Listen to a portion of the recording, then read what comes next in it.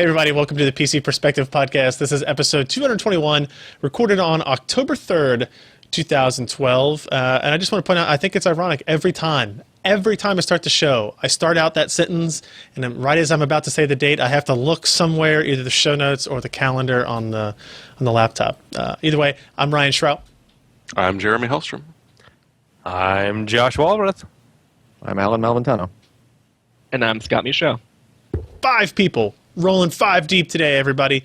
Let's go ahead and jump into the news of the day, the reviews we're going to talk about. Hopefully you are pulling yourself away from the boring presidential debates between Snore 1 and Snore 2 and are getting some technical and computer hardware efficiency information from us today instead. If you're not, and you listen to the debates, okay, fine.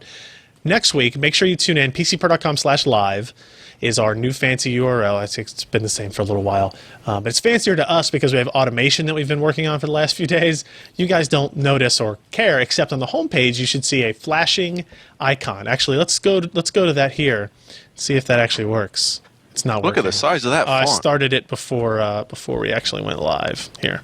And we have slightly bigger fonts now due to many requests. Pharmaceutical for the win. No, it's not working. You know why? I know why now. Okay. Well, Hey, look. Chrome. I've got a flashing icon on my webpage. Do you? I don't understand why I don't. It's got radio waves going out from the top. At least I hope the Control radio F5. waves. I think it has something to do with Chrome and the Caching. whole.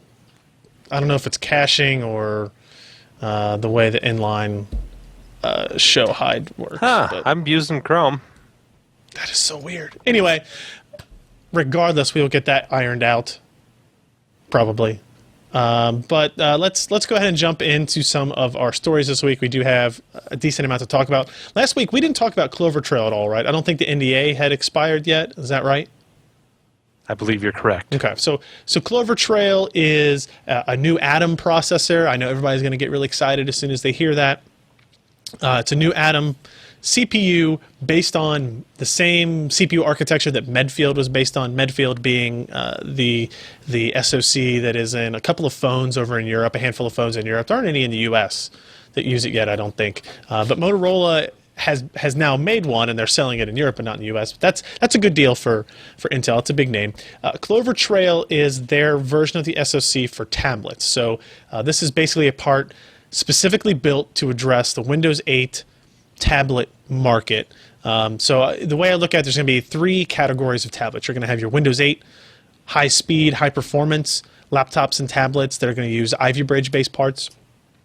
And then you have your Clover Trail based tablets, which are going to be longer battery life, lower performance, maybe small, hopefully smaller, thinner, lighter, that kind of deal. And then you have your ARM based tablets running Windows 8, Windows 8 RT, or is it Windows 8 RT or just Windows RT? I think it's just Windows RT. I'm not really Just sure. call it Wart. I don't want to do that, actually.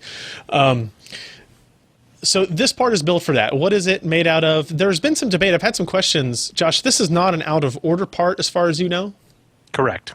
Okay. It's still in order, just like Medfield is. Okay. All right. I had a couple people say that they thought that they had added out-of-order on this design, but I didn't think so either. It's dual-core, hyper-threaded, so it's capable of doing 4 threads. It's going to run at 1.8 gigahertz, 1 meg of L2 cache, dual channel 32-bit memory bus, so not a very wide memory bus. They're using low power DDR2 at 800 megahertz. What is kind of interesting here is that they're using burst technology. Think of it as turbo boost, but I'm guessing that it's a less granular, maybe not as fine-tuned control. The idea is still the same.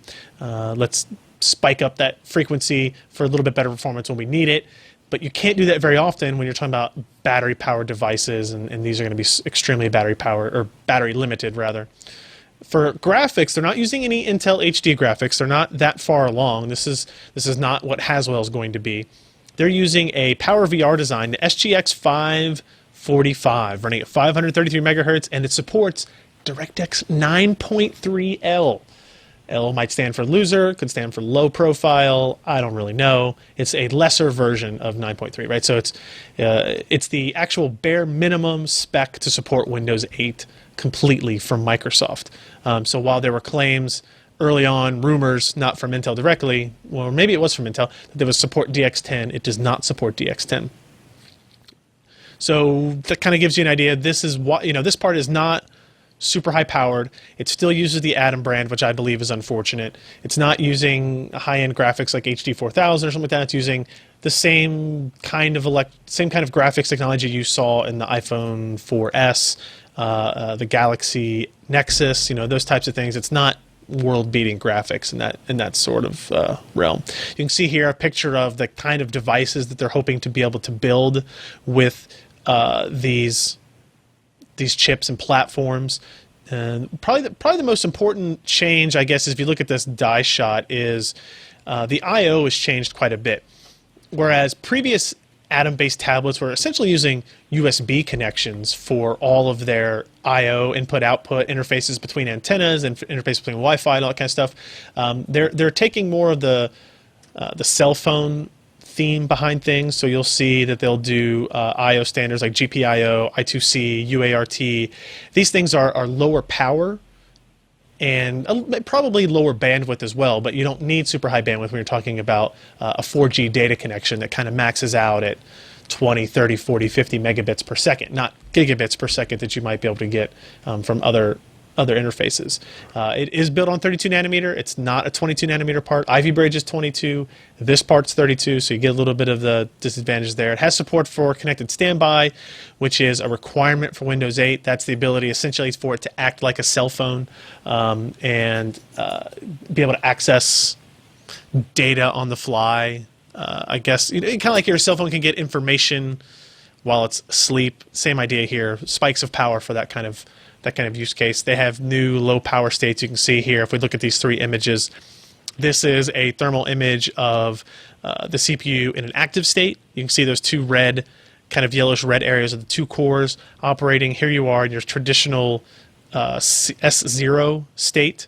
I'm sorry, C6 state. So CPU cores are powered down quite a bit, but some of the other graphics and other that kind of stuff is still using a lot of power. And here it is in the new SoC, Clover Trail SoC idle state of S0i3. So you can see the only part that has power is actually the part that is waiting for input. Yeah. Which doesn't seem to be powered in either of the other shots either, which was interesting. Or it could just be that it's offset by the highs of the processor as well. Could be. I don't really know. So, these are going to be built for Windows 8. I know if you follow certain people like Charlie, there's a lot of hubbub about it not supporting Linux. It's not going to support Android. They've kind of backed off on that and say, yeah, we might do that in the future, but for now it's definitely Windows only. Lenovo, Asus, Samsung, a couple other guys have all announced tablets based on that.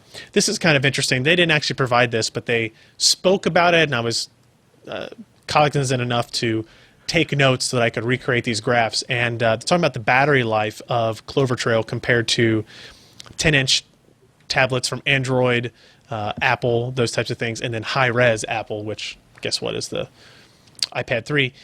If you see here in web browsing, these are all normalized with 30 watt-hour battery. So keep in mind that the new iPad has a larger battery than the iPad 2 does. So even though it has a similar battery life in terms of product, in terms of performance per watt, it's quite a bit lower. So if you look at the graph there, you'll see that the Atom Z2760, which is Clover Trail's new name, is better than the Android-based device, better than the iPad 3, and pretty close to the performance of the original iPad. And the same thing here with the HD video. So they're not saying they're the best, but they're not the worst. They're competitive with the Android market, which is what they need to be, especially if they're going to compete against ARM for the Windows 8 RT market. So it's an interesting product. I wish they would get rid of the Atom name. I'm hoping when Haswell comes out and they, kind of are resetting everything about their low power markets and plans, that they will come up with something besides Atom, because I don't know about you guys, but anytime I hear the term, hey, this device is Atom powered, I immediately think, great, it's going to be slow, it's going to underperform, and those types of things. And I don't. But it's got a lowercase a now. It does. It's totally different. It's all lowercase letters, so the branding is totally different. I don't know. It's an interesting product. I think Well, you know what it looks like to me? What's that? That they're aiming for a bring your own device type thing. Sure. BYOD is becoming a very big thing in the business world. Part of their slides deck says it's compatible with System Center Manager. Since it's Intel, it's going to have McAfee on chip, so you can pretty much guarantee that whatever's being brought in, if it's based on this chip, that there's going to be certain things you can assume are going to mesh with your security measures. And who cares about the power, because you're probably going to be running cloud-based everything anyway, so all you care about is your network connectivity and your battery life. And yeah, I know, but it sells so much. Yeah, so not a whole lot to say here, other than we don't. I got some hands-on time with the device. To be completely honest with you, I wasn't really impressed. Just looking at some of the the ability to swipe through photos on this tablet, I saw some visual tearing on it. It wasn't as super responsive as I'd hoped it would be, as super responsive as they kept promoting it to be. It was very early hardware. How would you compare it to one of the older Tegra 2 or the newer Tegra 3 tablets from Asus? I honestly, I can't. I don't really know. I don't know what the resolutions of those images were. And there were months between where I was using them and when I was using this. So I can't say for sure. We're going to know very soon. It's this month where all of these tablets are going to be released. As soon as Windows 8 comes out, you'll see Lenovo, you'll see Asus, you'll see all these companies come out with all this stuff. So we'll know very soon. I think the real battle is going to be between Clover Trail and ARM-based things, ARM-based SoCs from NVIDIA, TI maybe, and Qualcomm. Right, so that's going to be the real battle. What is the price difference going to be? What is the user experience difference going to be? Intel is banking on complete support for all the x86 software you want to run, and ARM is basing their battle on longer battery life, almost as good compatibility, lower cost. We'll see how all that shakes up. So didn't Anand have some initial SunSpider benchmarks that showed the 2 gigahertz single core was only just kind of competitive with the 1.5 gigahertz dual core crate? You talking about when he was doing Medfield testing? Yeah. I can't say for sure. It sounds, if you're saying you saw it, then yeah, he did have benchmarks of Medfield. Yeah. Okay. So it's benchmarks. I think it's interesting because benchmarks matter again on these types of devices, because you can almost directly correlate how these performance numbers stack up with user experience, but it's still not like it was back in the days of the Athlon 1 gigahertz processor, right? Where that really is the determining factor of what part you were going to buy in many cases. It's all about the experience, right? So you've got, not only do you have to worry about x86 versus ARM, you got to worry about Windows versus Android versus iOS, and how those operating systems properly produce a good experience. So benchmarks are important again, but again, still not the total picture on stuff. Yeah, NAND does have some of those benchmarks up, and like the SunSpider JavaScript and Browser Mark, and I mean the reference does well, but it doesn't beat the living crap out of everything. Right, and those Medfield-based phones haven't been just dramatically changing the market. Right, I don't go to the primary cell phone review sites like The Verge or whatever, Engadget, and see them raving about, oh, if you live in Europe, you have to get this orange phone, or we can't wait for this Motorola phone. They're all very, they're pretty good. They're acceptable. They're not out of this world. And I think Intel's probably okay with that position today. They would just love to see a little bit more market share creep up in there. And it's very different in the cell phone market, right? Design times are quite a bit different, and what these vendors are looking for can be quite a bit different. You know what's kind of interesting? No. I had to clear my throat. You always do. Is that 28 nanometer, and especially when they're starting to use the fully depleted SOI, it performs very, very well in terms of electrical performance and switching performance to Intel's 22 nanometer Tri-Gate with the 3D FinFETs. And in fact, if they look at Intel's process, I think it was that the transistor length is something like 25 or 27 nanometers long. So the smallest feature is still small, but there are other features of the design that are still as large as, say, almost the 28 nanometer process from these other guys. So we're going to see these ARM processors at 28 nanometers, and soon they're going to go to fully depleted SOI and again gain some capability in terms of performance and battery power. And Intel, even moving these designs to 22 nanometer, they're not going to be all that much ahead of everybody else when it comes time to actually do that. So that's going to be another interesting thing to take into account when you're buying a next generation phone, probably about a year from now. Or sooner. I want one sooner. I have an eye on one. But anyway, let's move on to the next story. We have Scott on here specifically because we wanted to talk about his editorial on why I still use Windows. It's not because it became pre-installed on his computer, although maybe that is for the laptops. Scott, do we want to start with the video, or do you want to do a little intro, and then we'll play this video back?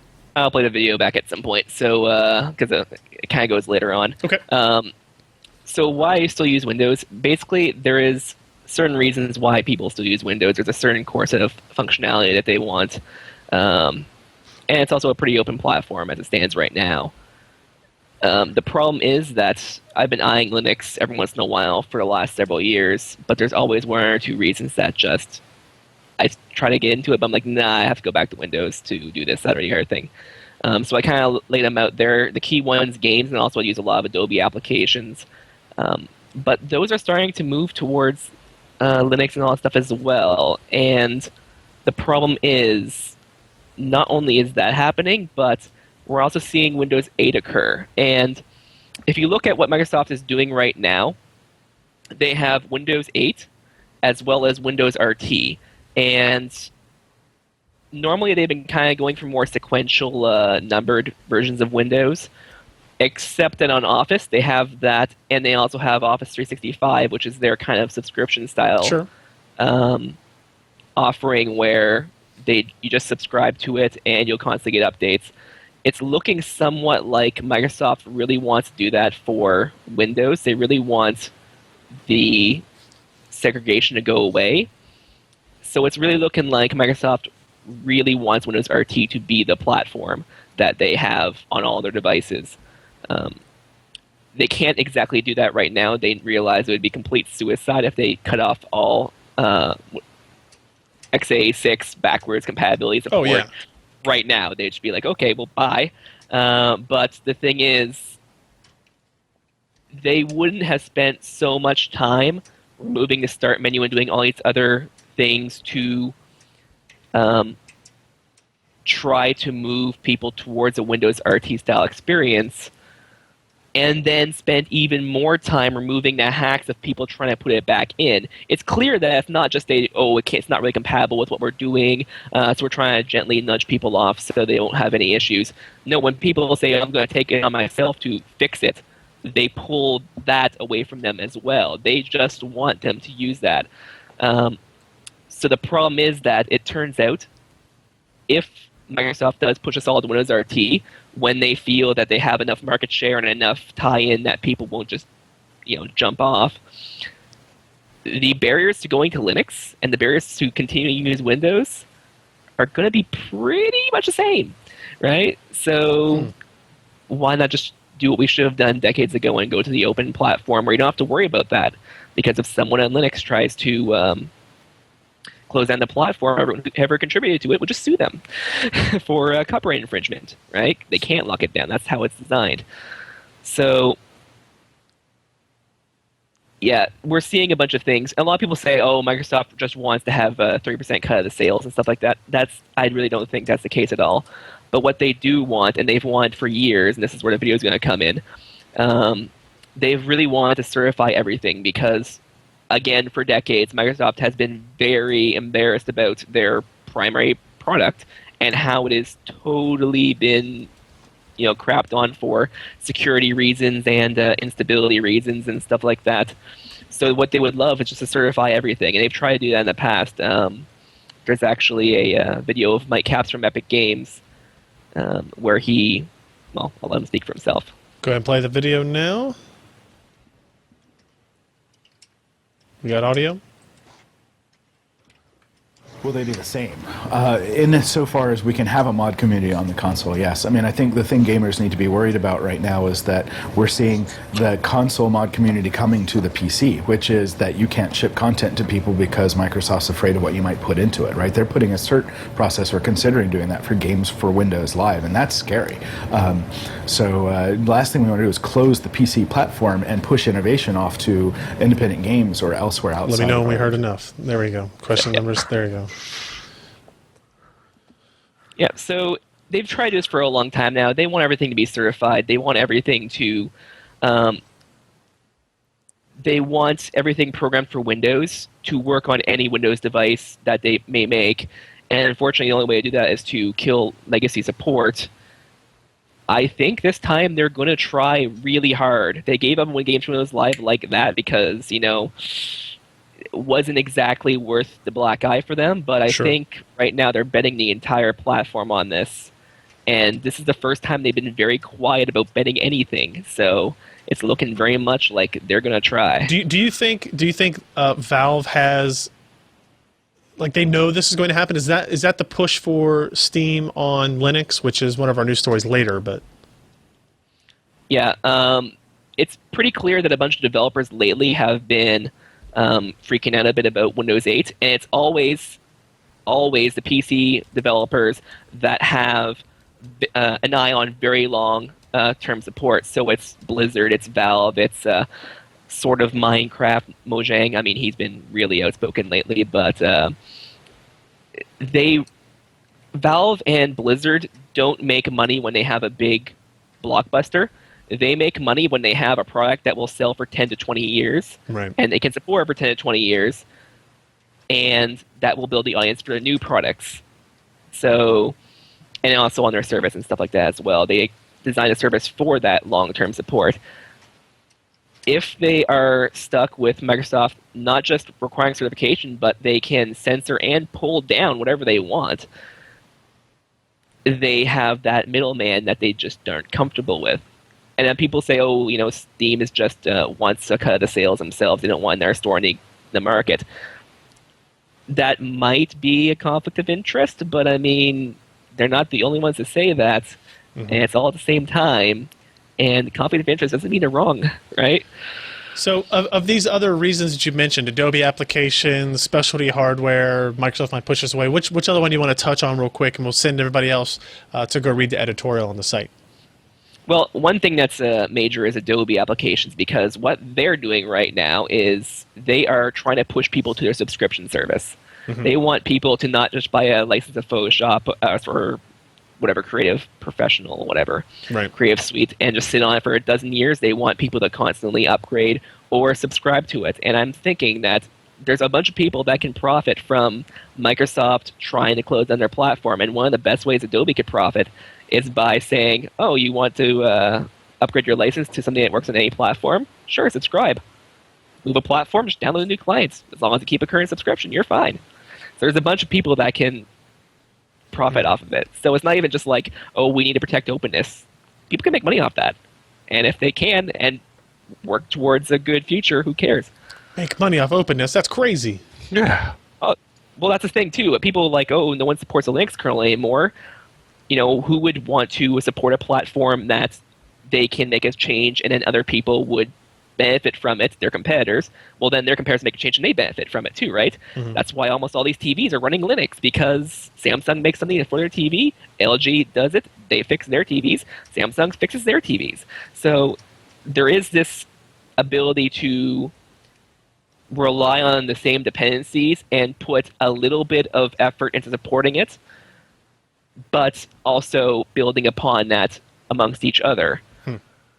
Yeah, because we don't profitable. use any Java-based Linux devices Nope. at all. Not a Linux. one. I like how you're always the first one to brag about the cell phone usage models when you're the most recent one to have it as well. I mean, I'm the expert. It's topical. It's topical to you.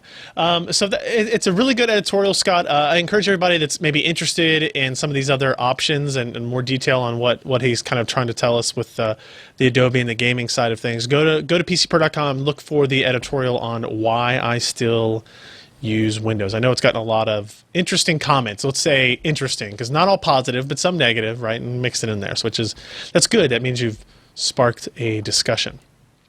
Let's move on to something else. I did a little article looking at Borderlands 2 physics testing and a couple of graphics cards. The real onset for this story was let's see what the differences are between physics at low, physics at high, and at medium. So if we can do a little bit of the audio here, I guess. We'll show this here. But you should get the better quality version by going to youtube.com/PCPer. We won't have to worry about any of the stuttering over the stream or anything. What we found is that was a benchmark? it is. There is a benchmark mode that's developed by Gearbox. It's going to be pushed out in a future Steam update. We got a hold of it a little bit early, and you'll see we took you through a couple of instances where you compare physics high to low, high to medium. You can see here the high, that there's no purple vomit on the floor in low, which can be really depressing if you don't have that purple vomit. You know what I'm saying? I hear you. Yeah. There are interesting effects in high. You can see here like the fluids that kind of get pulled around by the gravity shot don't exist in medium. The gravity shot? I don't know. The fluids in. Fluids? You guys are gross. No. Just You gross. said it. But you see here, even in medium, those aren't part of it, and then in low, you don't get any of the particles at all. So it's a good video to show you kind of the differences between. Video to show you the differences between the settings.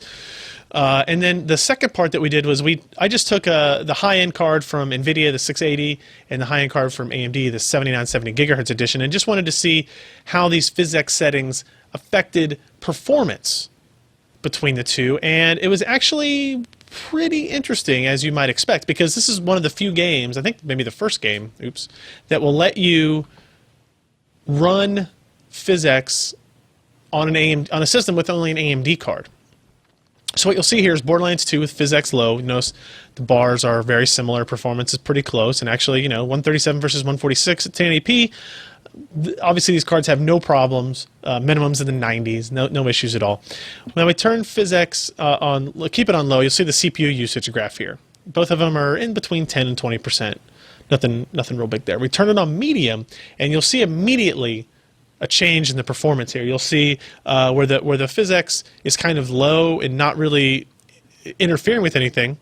Performance of the red line, the AMD card, is actually pretty good. Stays up there with the AMD card. But as soon as you see PhysX really strong, really prevalent in the scene, such as the end of the benchmark in the middle where those fluids again are kind of moving around and stuff, you'll see that performance drops pretty dramatically. And if you look at here in the averages, you go from 90 to 71 from the 680 to the 7970. But if you look at CPU utilization, it's actually a little bit lower on the AMD card than it is on the NVIDIA card, which is interesting. And then if we look at high, it's like falling off of a cliff here for the AMD card compared to the NVIDIA card. And you'll see the average goes from 69 to 33 frames per second.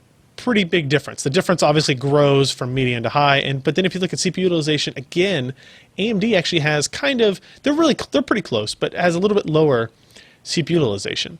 So the reason for this, according to what NVIDIA told me through Gearbox, is they're letting you use your CPU to fall back for the PhysX effects.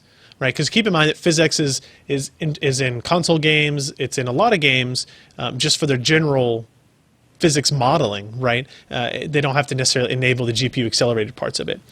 When you turn on PhysX medium or high, you are telling the CPU that it can do certain things, but it's not multi-threaded.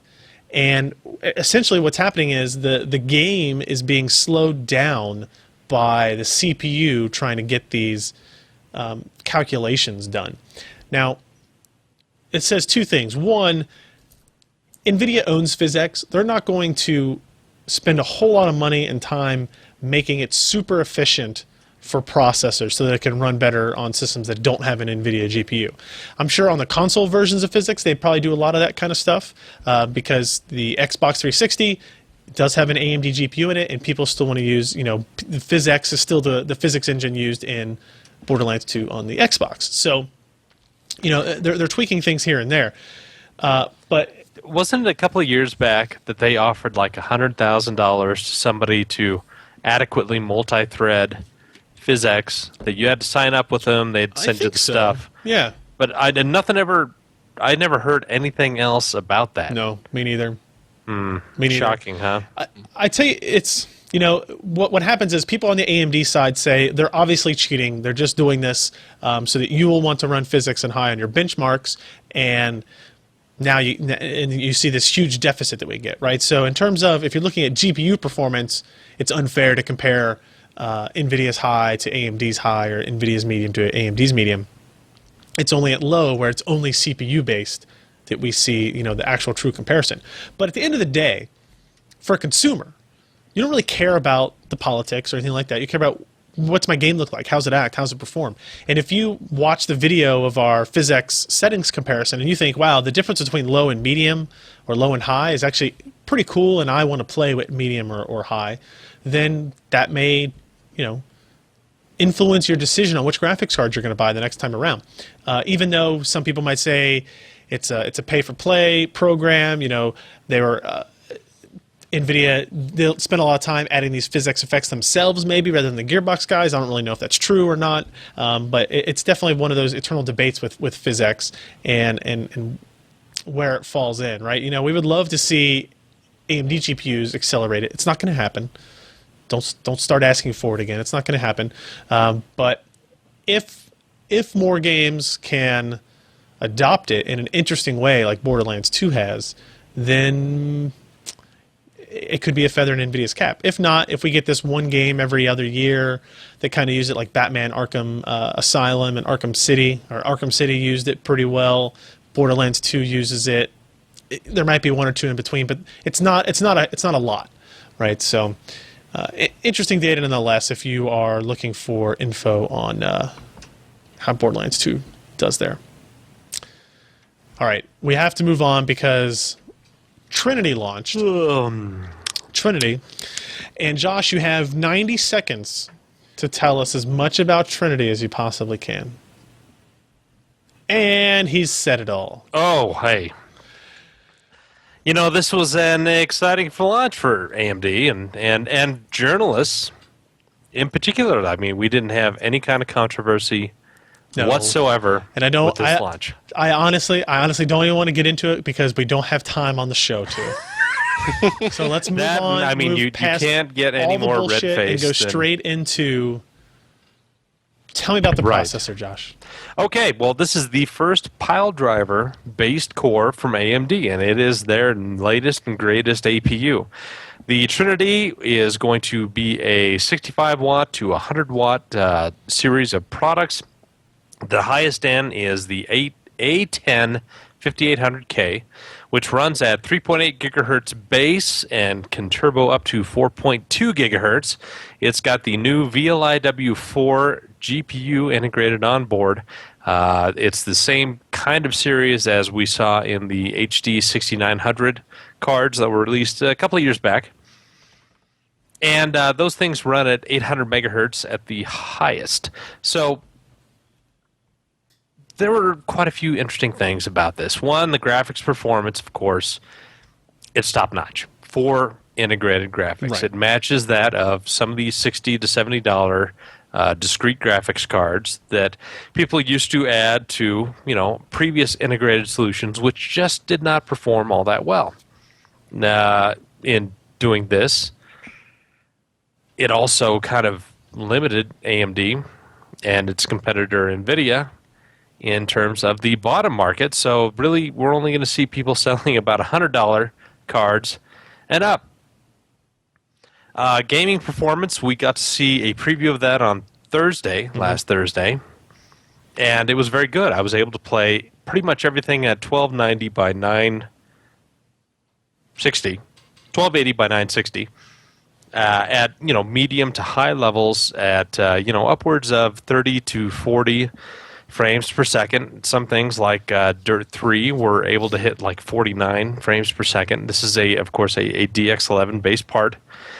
Products such as Skyrim, which we're seeing now, it was significantly smoother on the Trinity than anything else. If you look at some of the Intel results from even the i7-3770, which is a $330 chip, doesn't come anywhere close to Trinity when it comes to graphics. Now, we know that AMD does well in graphics. That's kind of a given. Their APUs are the best integrated graphics parts out there. They have the best software support. We're using Catalyst 12.8 drivers, which were released to us pretty recently as compared to Intel. Intel, their last driver update was in May of this year, and I think that there has been something like 5 of them since the HD 3000 was introduced. So it's kind of a bummer on that, but what can you do? In terms of CPU performance, it competed pretty well with other Intel CPUs in its price range. Now, the top end only comes in at $122 for the A10 5800K. It's a totally unlocked part. You can overclock it as high as you want, or at least as high as you can get it. Performance, it is a dual module part with theoretically 4 cores.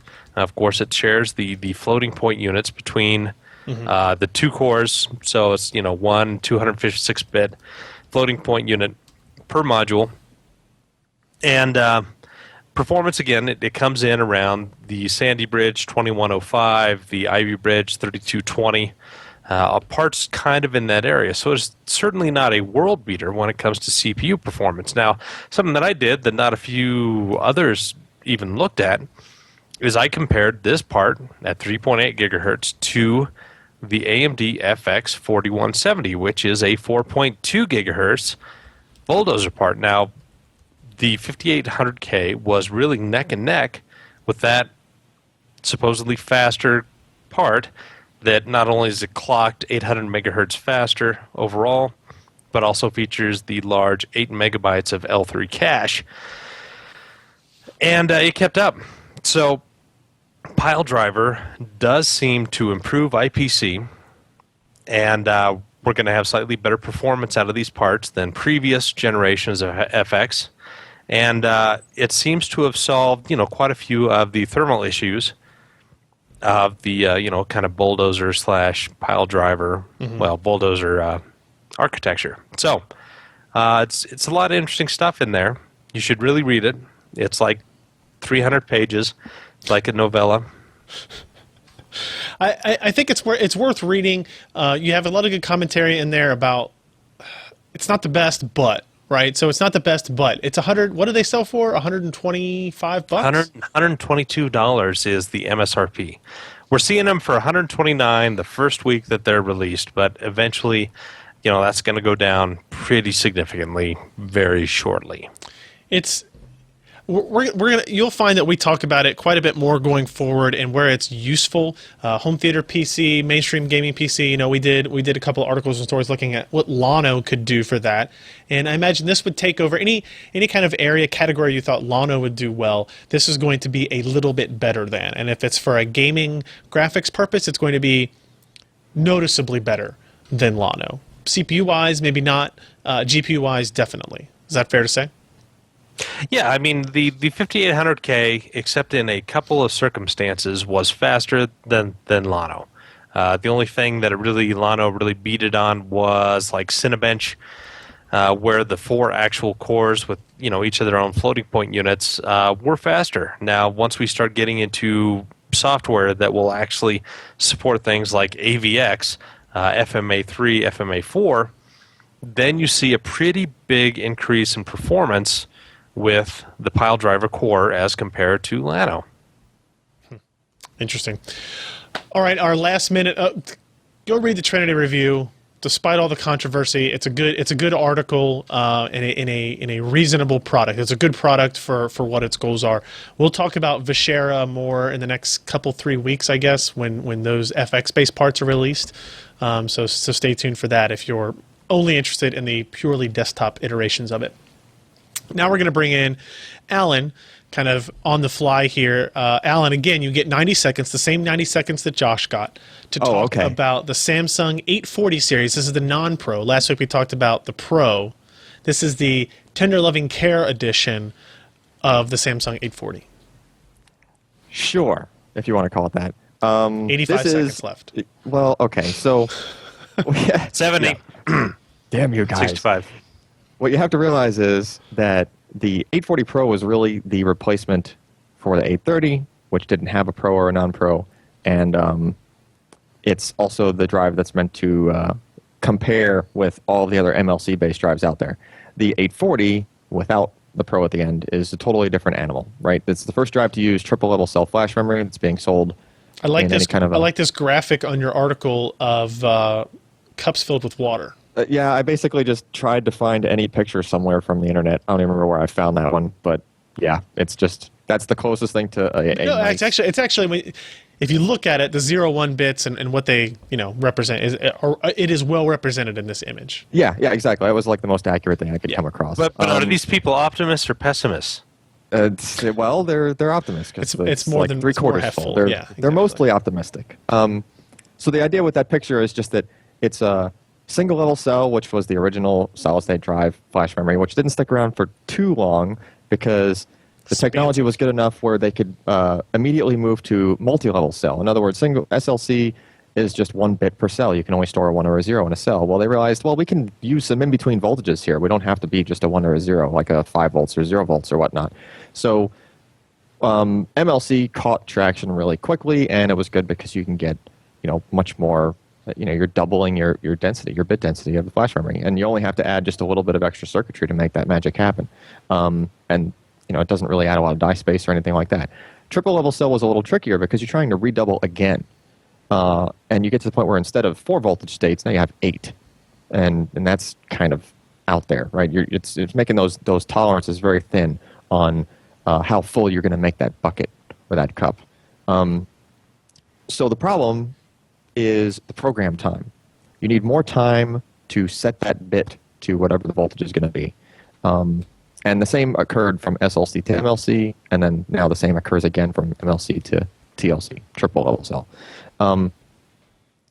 So once you wrap all that up into an SSD and try and use it, what we ended up seeing was it's great for the typical consumer stuff. You have a laptop, you're running Office, you're saving a Word file occasionally. You're doing, you might be downloading something.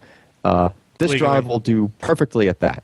Where it falters is when we start hitting it with the really heavy workload kind of stuff, like our typical scale-up Q-depth testing on IOmeter, for example. Mm-hmm. It actually scored anytime there was a test that threw some writes in along with the reads, even if they were only maybe 20 or 30% writes. If you look at the review, it's the blue line on the graph, the dark blue line, and it rides near the bottom of the pack. It's actually about as bad as, I don't want to say bad, but it's about on par with the X25M from way back in the day, like one of the early generation solid-state drives. And I mean, there's good reason for this here, though. Samsung has to put a 3-year warranty on this drive, and they have to make sure it's going to last, and they don't want a bad name on this, right? So I'm willing to bet you could make one of these drives write much faster. But you think we'll see that in the near future as more companies start to use and get experience with TLC memory? I do, because the same thing happened from the jump from SLC to MLC, right? We had drives that were SLC flash, and they were performing really well, and they were considered enterprise drives. What do you have now? You have enterprise drives that are mostly MLC flash, and they perform very, very well, and they're very fast. They're much faster than SLC was way back when it was in its infancy as well. So now with triple level cell, this is the first generation, right? I can imagine there were some discussions at Samsung, and they dialed back the write speed even more than they absolutely needed to, because they wanted to make sure that this was not going to be something that gets a bad rap. Gotcha. Right away. So if we look at this graph on the story here on the iometer, you'll see here is the database, and that is kind of a 50-50 read-write mix, I'm guessing. Yes, yes. And so the blue bar is very low on that. Here's file server. It's a little bit heavier on reads, maybe 80-20 or something like that. I don't really know. I can't Yeah, remember it's around there. It's like Okay. 70-30. And you'll see something it's like towards that. the bottom. But when we get to web server, which is almost exclusively reads, I think it's almost all reads, you'll see that it's right up there in the mix with everything else again. Yeah, it does very well. As soon as you hit it with any writes at all, Workstation is down towards the bottom as well. right? And I will say this: if you're just using this, like that test in particular, it's hitting it with a continuous mix, right? Right. It's not very often that you're running on your PC and you have to be able to write at like 300 meg per second. So At the is same this in time your that other mind stuff's going on. the epitome of a consumer drive? Like this Yes. is going to be exactly what a consumer drive should be: lower cost, high reads, moderate writes. Again, if we look at the Yapt results, which is the son of an older performance, you'll see the random reads are high. They're right up there. They're above 500s or in the 500s. But if you look at the Yes. random writes, it's down there with the Intel SSD 320, right? Some of the older stuff. Which, by the way, was not a bad drive at all, right. right? We didn't hear people complaining about write speeds on the Intel 320 series. As a matter of fact, that was the 300 gig model. That was one of the fastest write speeds at the time when that drive was out. Right. Nobody griped about it, right? So, but at the same time, it didn't suffer that badly in the mixed workloads because that drive was more meant to be able to handle enterprise kind of use, right? Intel actually spec'd that 320 to be able to have, I think they actually gave it like an IOs per second rating for enterprise continuous Right. random access and stuff like that. This is not meant for that. This is, just like you said, it's the epitome of a consumer-grade drive, and I will go as far as to say it is not a power user drive. If you want to run like a Linux box and you're going to be recompiling kernels and doing all kinds of, moving a bunch of stuff around in the background and doing a bunch of video editing with, you're trying to scrub on a video while there's some other stuff writing and some stuff reading at the same time, this is not it. It's not the one for you. So I guess the last point then there is, what is it like in terms of pricing? I said the epitome of a consumer one would be low cost, high reads, moderate writes, moderate to low writes. Yes, and the pricing, all we have to go off of right now is just whatever was on the slide at Samsung, which is actually on the last slide of the review. And it looks to be about 20% or so, maybe a little more, maybe a little less, depending on the capacity, off of a 840 Pro. Now, if we assume that the 840 Pro is going to fall somewhere in line once it stables out at a price, hopefully it's going to fall in line with everybody else in Right. competition as far as cost per gig on MLC drives. My hope is that the 840, the non-Pro, will end up being out there for something like, what I don't want to happen is people just go pure cost per gig, even the distributors, and just put it on par with everything else. That would be a mistake. This drive is supposed to be 20, 30, maybe 40% in some sales or closeout deal kind of thing off of all the other mainstream stuff. This is supposed to be the one that drives the market cheaper because it's the triple level cell, right? MLC was the stuff that drove the market cheaper off of SLC. This is what's supposed to happen with this one as well. Gotcha. And I hope that, if anything, I hope that people understand and the stressing of, look, this is not the awesome performing drive, but there's that's the reason, right? Because it is this other kind of flash. It's supposed to be cheaper. We hope it becomes cheaper. Not necessarily to make all the MLC drives have to be on sale for the same price. It's not the reason, right? Because they're going to outperform it. But it's going to put SSDs into the hands of a lot more people in the end. Good. That's I think those of us that use SSDs, that's the goal. So that review just went live as we're talking during the podcast. So PCPer.com, go check out the full review there and see the comparisons and the full letdown. For summary, for anyone who wants to buy a Samsung TLC drive, don't go chasing water cups. Please stick to the controllers and the flash that you're used to. I know you're going to have your tolerances, voltage, and that thing and all, but Al thinks you're moving too fast. Wow, that's impressive. Beautiful. And the podcast is over. Thank you. Let's move along. Actually, the podcast is not over. We still have some news items to get to. We're going to go through those very quickly because we're going long. This week we have a different podcast sponsor. We're going to thank our game server host, alxtech.net. That is alxtech.net. They do web hosting. They do game server hosting. They are the ones that host our Day Defeat server, our Counter-Strike Go server. What else did we do? Unreal Tournament 2004, Team Fortress. They have support for a lot of great games. I think after the podcast, we're going to do a little UT 2004 action, again, hosted on one of their servers so you can get use there. They have East Coast game servers. They have a great deal here for PC Perspective viewers. Game servers starting at 65 cents a slot. Web hosting for as little as $4.25 per month. The URL you should go to for this, let me go higher there, is alxtech.net/PCPer. alxtech.net/PCPer. You'll see there's a control panel for the game server. You can easily start, stop, restart servers, change configuration files, upload configuration files, upload additional mods and that kind of stuff all through the control panel very easily. Great performance, support tickets, all that kind of stuff. Here's a list of the games that they currently host. I believe some have been added since this list was created here. So if we look at that, we got all the Call of Duties, Day of Defeat, Counter-Strike, Doom 3 if you want to go back that far, Half-Life, Half-Life 2, Halo. Maybe we'll see some Halo 4. Is that coming out on the PC? Soldier of Fortune 2? Damn it. Are you kidding? Halo 4 PC. It'll happen eventually. Halo for PC was awesome. just like Halo 3 has hit the PC, right? Hey. That's enough. Yeah, so a lot of games there. If you're not interested in hosting a game server, they still have great cPanel based web-based hosting as well. If you've never used a cPanel, it's a really super easy way to have a lot of control over your own web hosting. Setting up emails, setting up domains, setting up subdomains, all that kind of stuff is really easy to do. You don't have to call somebody, you don't have to submit tickets. They're bragging about their page loading times, third-party support for WordPress and Joomla and all those other types of things as well. When you order, they have special codes for you. You can use PC per hosting for the discount for web hosting stuff, and PC per gaming is the code you use for discounts on gaming servers. But again, the URL you should go to is alxtech.net/PCPer, and we thank them for their support of PC Perspective, and we thank them for letting us mooch off of their servers for the PC Perspective gaming servers that we will use a little bit later tonight. Way Now- to go, Cam. Exactly. Let's literally run through news items. Can we Alan, do it in rap? Please don't put that kind of 4 pressure on us. terabyte Western Digital hard drives. Only if Like, Alan does it. Go, Aaron. I'm not doing it like that. I didn't Sorry. think you would. So, Aw. real quick, Western Digital 4 terabyte RE series. Yes, RE series, the same kind of like the RE4 GPs we looked at way back in the day, and then subsequently the RE4s. GP is like the green power, the Caviar Green Right. Enterprise version.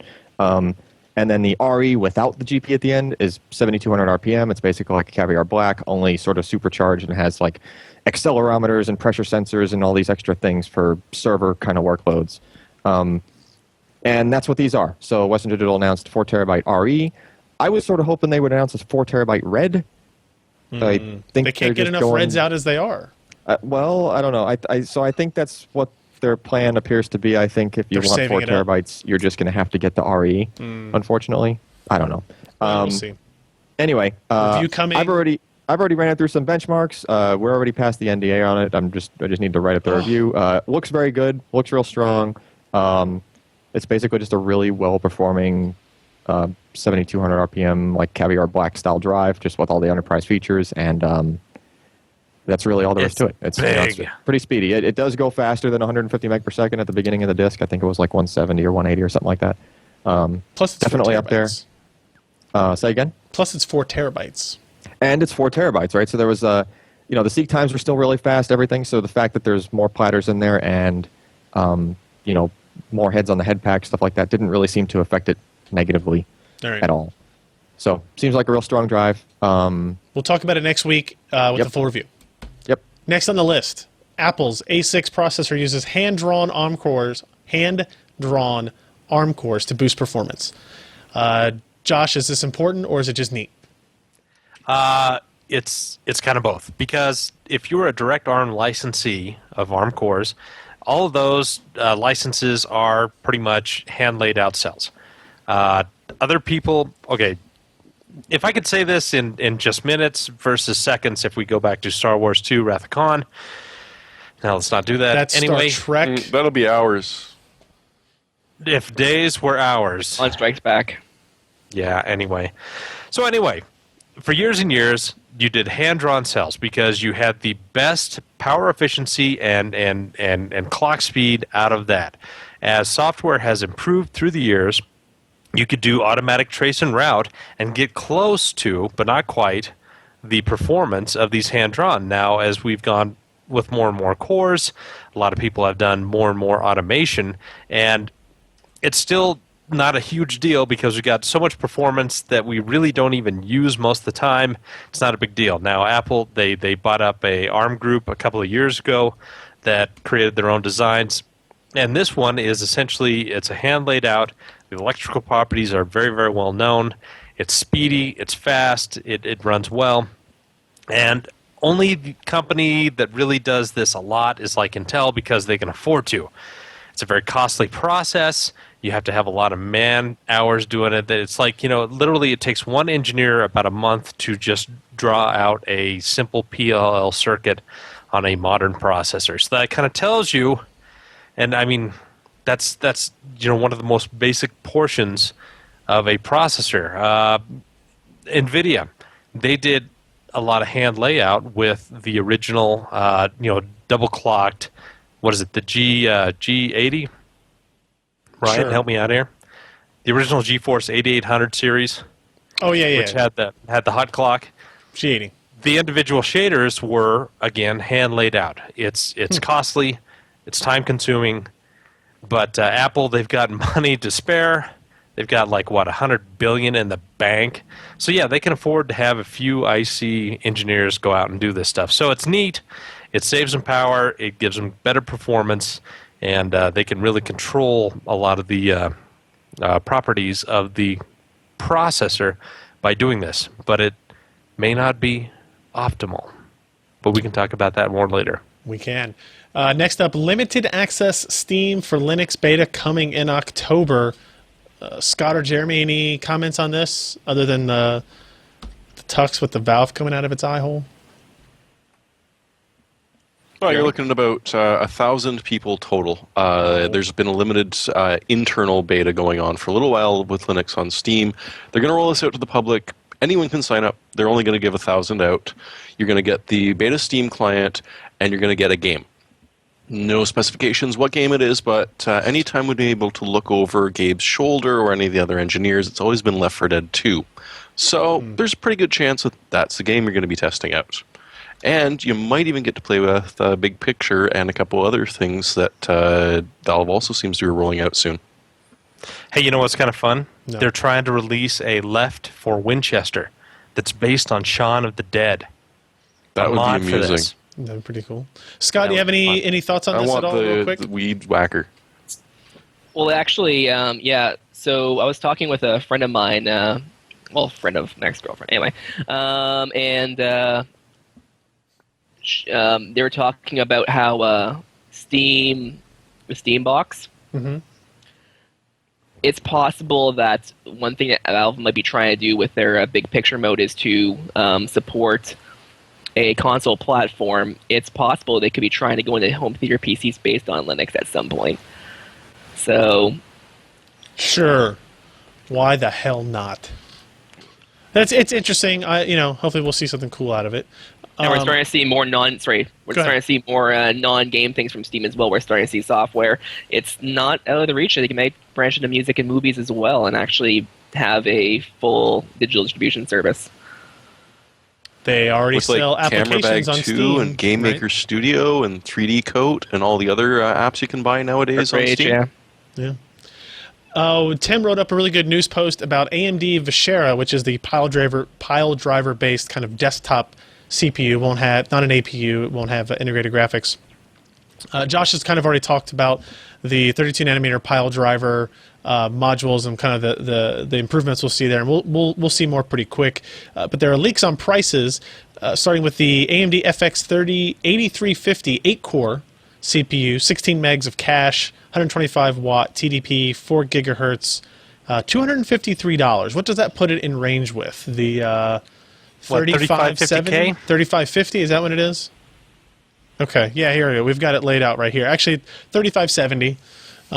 It puts it between the 3570 and 3770 if those prices are correct. That's actually good news, I think, if you think about it, because if these prices are true, AMD's feeling pretty confident about what their part could perform at. A 4 gigahertz pile driver CPU, 8 cores, 4 modules, however you want to look at it, $250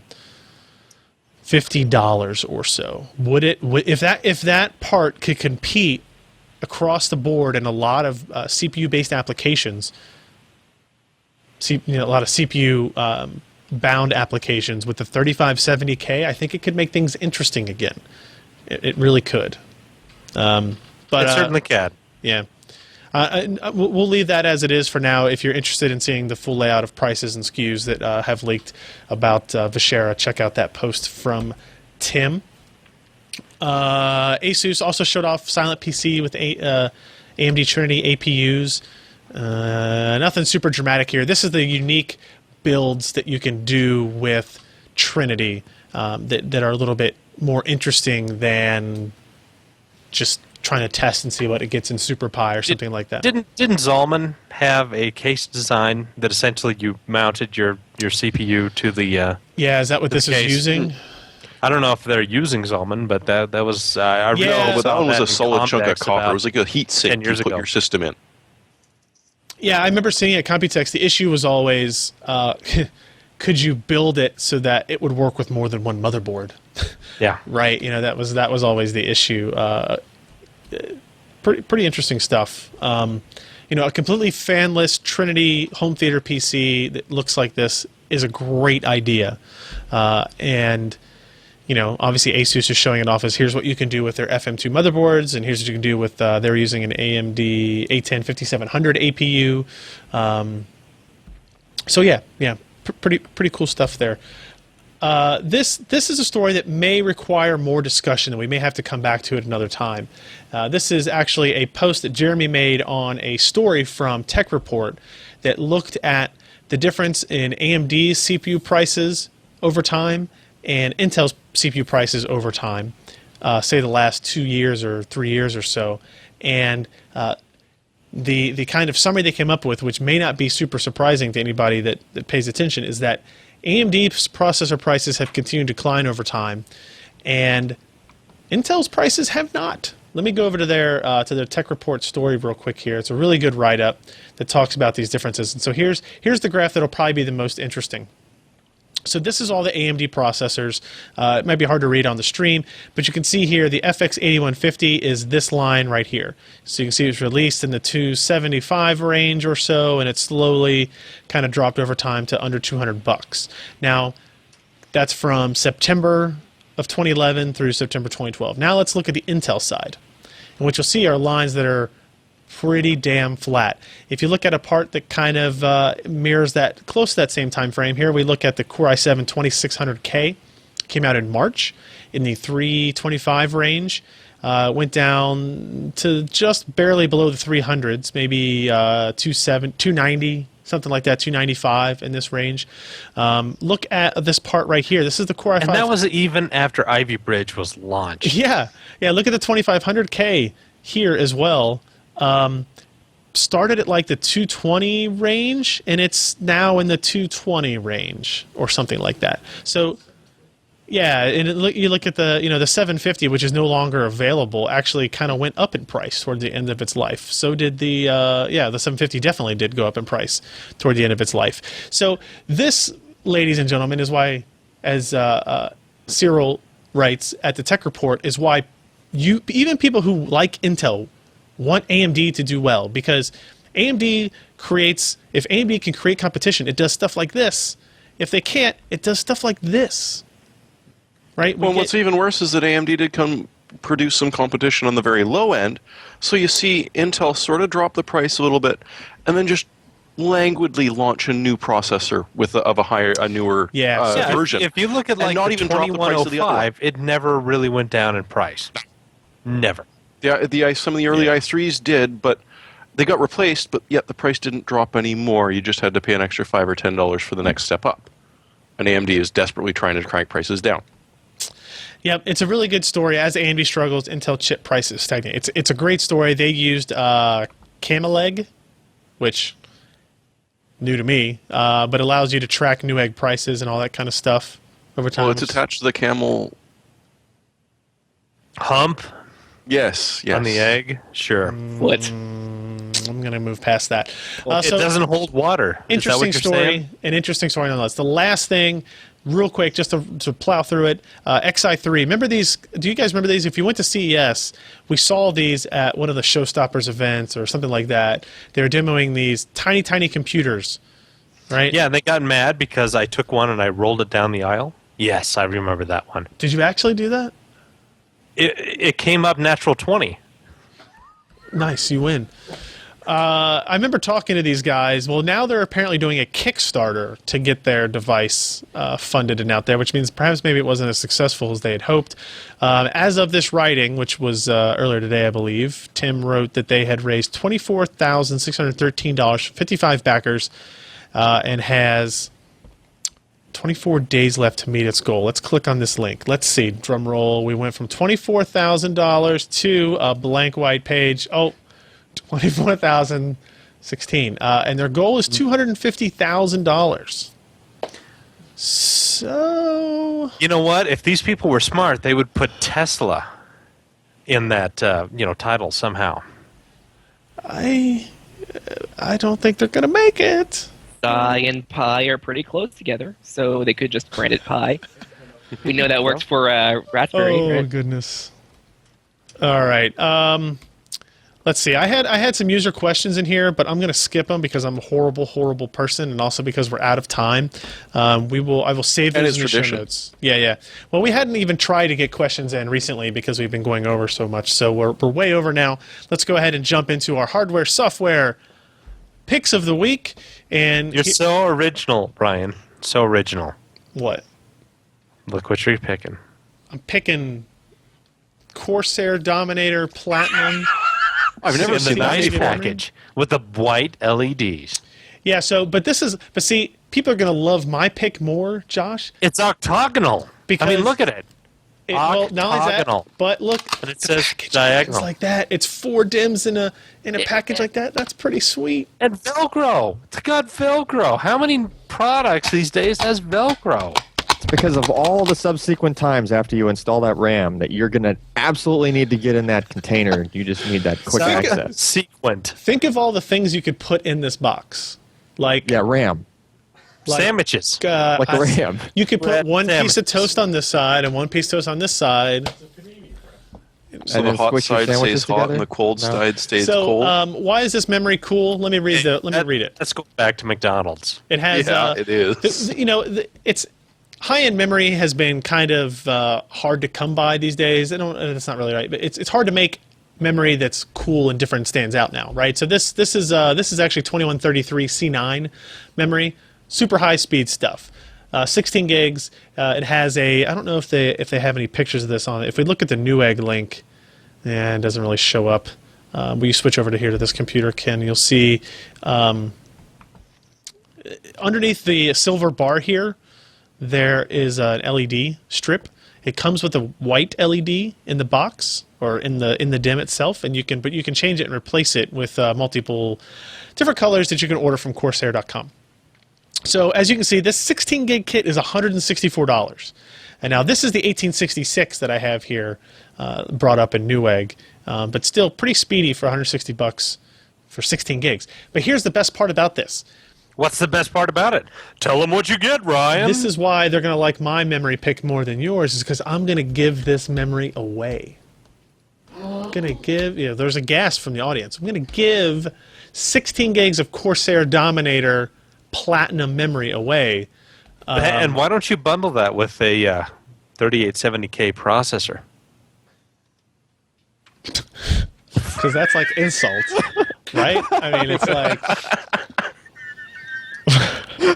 Think of how fast you can run that Llano GPU at 2133 megahertz. Yeah. Then the It computer helps. was It helps the bound. GPU. Remember? It does help the GPU. Help the GPU. It's not like spending more on your memory than the processor is worth. But you could always use that memory later. So I'm going to give this away. How do you ask? How? Tune in to PCPer.com tomorrow for the post. So if you're watching this live, go to PCPer.com, just PCPer.com. We'll have it on the homepage tomorrow. When the podcast is live tomorrow, if you're listening to this recorded, we will have that link up there at PCPer.com. So we're gonna give away some Corsair memory, 16 gigabytes, 16 GBs, guys, of memory.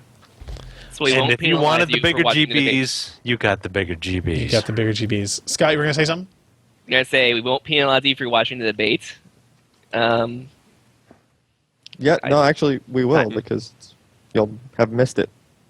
Yep. Unless Bad you caught it priorities. tomorrow. You get it tomorrow. Who's up next? Jeremy? I don't know. You used up way more than 90 seconds there, Ryan. You got 90 seconds. Ready, go. All right. Oh, about 8 years ago, there was a real-time strategy game called Nexus: The Jupiter Incident, which was not exactly your old school, or it was an old school RTS, and then it wasn't a base building, resource gathering, micromanaging project management thing. You were an admiral with a very small flotilla of ships and a very limited amount of things that you could put upon it, and you went and tried to take on the universe. It's been a long 8 years, but there is now currently a Kickstarter project for the second iteration of this. It's done by Most Wanted Entertainment, the same people that did the original. They have the vast majority of the original design crew on it, and they've decided to take the Unreal Engine, make this thing a lot prettier, make it a lot bigger, and avoid all of the pitfalls of resource gathering and base building and they're all this old. other sort of stuff. They're all Sorry? like gray. They got gray and hair and wearing stuff. This is true. Middle-aged. Like I say, clothes. 8 years ago, they were the Can't lead pay you, designers on Max. this, 8, but they're not still 80. there. It's They've like done a the lot of teams other that games made Duke since. Nukem. But this is an interesting in that they've added a couple of features to the game, but they've kept the entire slow-paced, really strategic gameplay to it, where it's not Homeworld 2, just spawn more fighters and kill them. No, each of your ships is going to have its own personality, its own weapons, because you've got a limited amount of weapons, not based on how much cash you've got, but you're part of the military. This is what you're being given. Good luck, because the missions are evil. You let one ship get a little bit pushed off to the side, the AY will kill it, and then kill everything else that you own and make you cry. This is a fun game, at least Weird. if you think this sort of thing is fun. Put in for the Kickstarter. For $1, at least you're helping. For $20, you're going to get a copy of the game. Josh, you are picking a product that we've already talked about extensively, correct? Yeah. There is a combo at Newegg of the Trinity A10 5800K and the FM2. Gosh dang it! What is it? The Asus FM2. F2 A85M Pro. Yes, that is the board I actually used for testing this, and it's a nice combo. If you just want a basic computer, it's going to run games. It's going to run pretty much everything that you have. It's still a 4-core processor in most ways. For that price, you get $10 off. It's not a super bargain, but boy, that's going to make a great HTPC. It's going to make a great PC for the kids, for the wife. And if you want something, hooked up to your TV that you can still game with, it's a great little so option you get for this you. combo of processor and motherboard for $244. Then you get 16 gigs of Corsair Of memory. Dominator Platinum memory. that will You get a with 500 gig SSD. And there you go. Perfect system. That's all you need, right? That's it. that's Speaking all of 500 gig SSD, Speaking of, Alan, what is your pick? there's one that just happens to be available in 500 gig even, and that is the 840 series. So as long as you're not too power usery with your 16 gig of RAM and all your other combo Josh stuff and playing Jeremy's game and everything else all at the same time, yeah, Yeah. go for that if the price is right. That's what I was saying. You have to balance the price with the performance, right? If you want 500 Have you gig, if you're seen looking some for of the 500 some of gig, the sales that have been on lately for 500 to 512 gig drives? I think I saw one for $290 the other day. on a 500. Yeah. That's close to 50 cents a gig. Yeah. That's good stuff. Yeah. All right. Who's up next? I guess only it'd person be me. left. So I've been wrestling with power supplies lately. Mm-hmm. My computer has been going black screen like that every once in a while, Fun. and it's because I have a power supply, it seems, that's kicked out, so I bought a new one. Lee, I believe, reviewed it just a little while ago. Yep. Corsair HX 850 watt power supply was recently released in gold model, so it should be, I believe, at least 90% efficient. And hopefully it won't just kick up and die. That's good things to wish for. That's good things to hope for. We use Corsair, just as an aside, we use Corsair power supplies for all of our test beds here. We don't really have any problems with them. We haven't had anything die on us or kill anything that I know of. Actually, to be fair, though, my PC power cooling thing did last for quite a few years, and it's not exactly the least dusty environment here, so give it credit. And also, the sign of a good power supply is when it did die, nothing else did. So give Yeah, them credit for that's that, a plus. but I need a new one. So I got one. Cool. Mostly modular, so should be good for that. So Tim had his link in here. Black Mesa Source. Tim wanted us to point out in the podcast that his pick of the week was Black Mesa Source. I think you can get that directly off last week Steam, or too. two ago. That's not official because I might steal it and use it next week or something like that Oh, if I play wow. it and try it. I already Hey, did. I do have one question for Yeah. you all. Yeah. Vintage hardware. What is it? A-bit B. That's an old modem, EP6. isn't it? It's an old modem. That's the dual socket Intel It's a BP6 BP6. Way to go, Alan. That's not what I said first. because I own one. I sold the university a bunch of systems back in the day using these and dual Celerons, and they Yep. were just absolutely in love with them because they were inexpensive, dual core machines. There was like I an ended up- AutoCAD. Was it like the first inexpensive dual core? It was the yeah. Wasn't I that gotta- the I one gotta- was I gotta the- show you the this. BH the, Two the Celerons BH6 or an was the- AMD? was the successor, right? Celerons. Now say that again, Alan. Wasn't it the BH6 that came after? I think. I can't remember.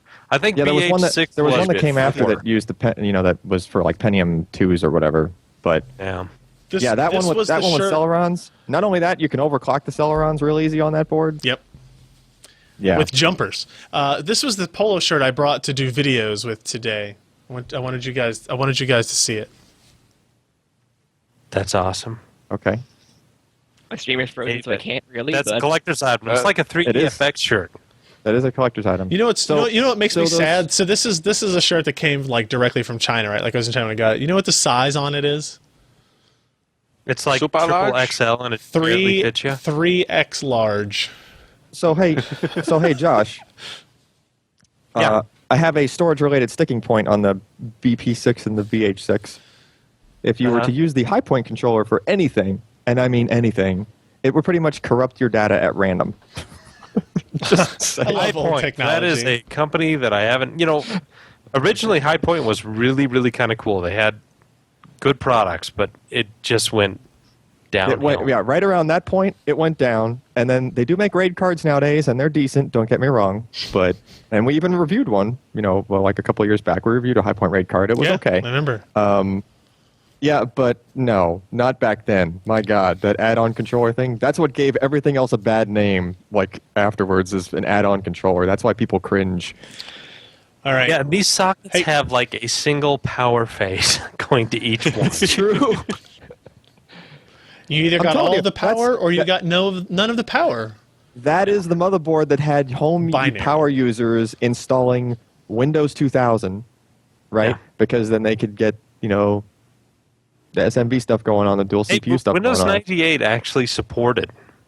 It did, but it Not well, but it did. Yeah. Yeah, I don't remember running Windows 98 for SMT stuff. Windows And yes, 2000, the second edition Windows 2000 on that does work. motherboard. It's only been used for like about 10 minutes. Yeah, Win2K We'll have on to- that you'll have to board send was it like here one for of the the- first. It was one of the first OSs where you can have it doing a bunch of things at the same time, and your mouse would stop stuttering or it would not stutter. Yeah.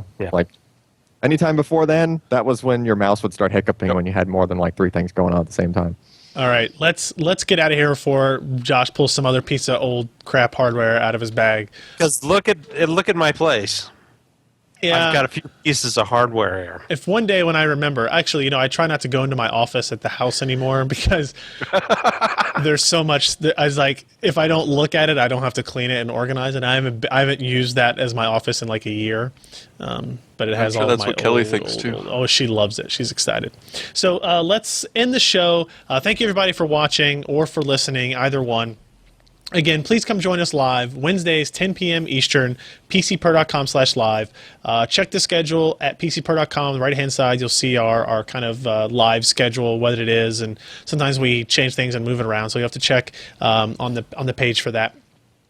pcper.com/podcast is the URL. We would love for you to share it. Please do. If you have any friends that are into hardware and technology, maybe they're just getting started and they want to listen to some people ramble about stuff incoherently, this is the place to do it. If you hang out in some forums, if you hang out in some other chat groups, point them here, either to the live one or to pcper.com/podcast, where they can get the RSS feed and download it and subscribe and all that kind of good stuff. And, of course, follow us. You'll find us on Facebook, Twitter, YouTube, all of them at the /PCPer domain. So yeah, that's it. Let's wrap up the show. If you're still going to hang around afterwards, we're going to do a little bit of gaming if we can get things swapped around here quick enough. So again, thank you guys very much for joining us. We really appreciate it. I'm Ryan Shrout. I'm Jeremy Hellstrom. I'm Josh Walrath. I'm Alan Malventano. And I'm Scott Michaud. Thanks guys. See you next week.